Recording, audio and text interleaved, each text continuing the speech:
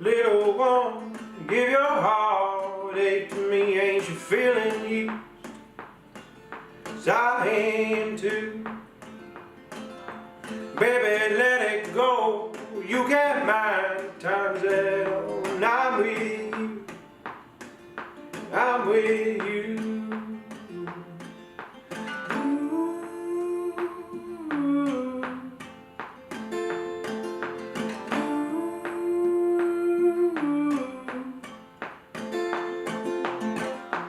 But you're burning, but you're burning on me.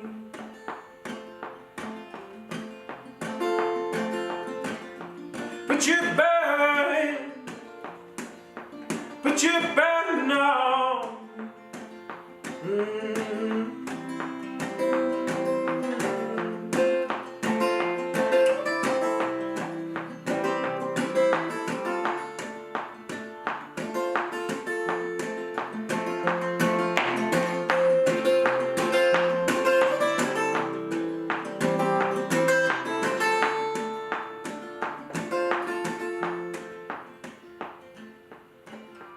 You and me, oh, we're crashing through the streets. 'Cause I'm on fire, yeah, we're on fire. We're gonna turn this song up while we burn this place down. I'm gonna be your choir, yeah, I'm your choir.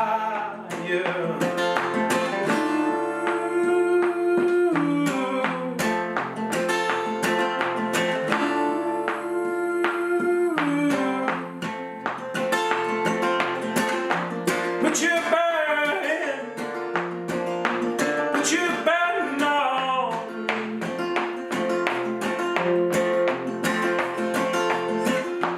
But you're burning, but you're burning on me. 'Cause no, no, they just don't know.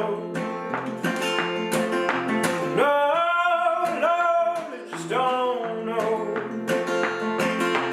what it means to feel the weight of these years, and I'm letting go. Oh, I'm letting go. Oh, I'm letting go. Let it go.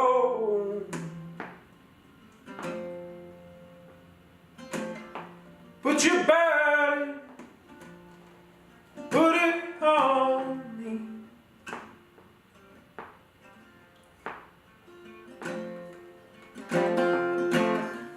Put your burden, put it on me.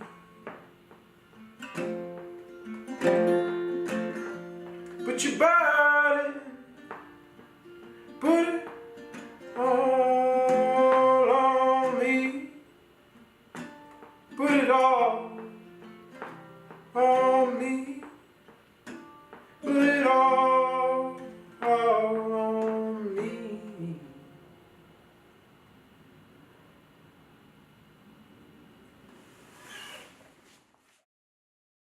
Yeah, so we had a lot more time to work on it, and I kind of like approached this record with the idea that I was very conscious of that, and I wanted it to be a studio exploration, for lack of a better word. You know, I had a little more flexibility with the length of how much time I was able to have in the studio, and the personnel I had on the record, and so I really kind of wanted to overcome my own stigma of like the live show stuff, which is generally just me, you know, and write songs and just kind of be like, okay, what would this sound like if this was actually a band? What would this sound like if this was like a full, fleshed out moment? And so that's what this record really was for me. It's just kind of exploring that side of what I do, I guess.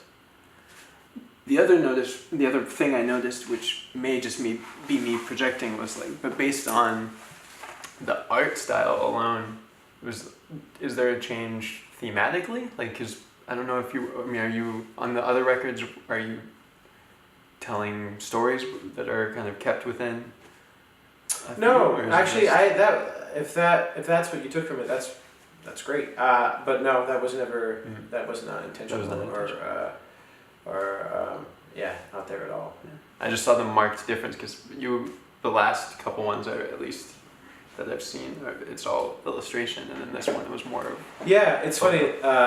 So Darker Ceiling, I went to school for printmaking and artwork or fine art or whatever you want to call it, and the last album was done by a phenomenal street artist up in San Francisco named Cannon Dill. We were able to reach out to him for Spirits Furnace, that is. But this one was a lot more graphic, obviously, and that was my doing, I guess. I did it, but yeah, I was actually referencing a lot of older blues templates for record jacket sleeves and stuff like that. Mhm. As reference. Do you think about songs or full records with the same kind of intention that you thought of with your fine art, or is it? No, definitely. I think it. Maybe they inform each other, but there's never. I've never been very good about having like a theme run through the record. You know what I mean? It's not like, okay, this is the starting point, and we're gonna it's gonna have this like building. I mean, we recorded 20 or so songs for this record, you know, and there was never a consistent thread through that to come up with one central theme for what we were creating at the time, I guess, you know. And at the end of the day, you just kind of like pick your favorites and try to arrange and sequence them so like there's an arc and things flow, and yeah, I guess that makes sense. Yeah, much more instinctual. Yeah. I don't think I answered your question. No, I was like, we were talking about artwork, but now I'm talking about sequencing. So yeah. Anyways. You were saying how you don't deal with it the same way you deal with artwork. Yeah, that answers the question. Yeah.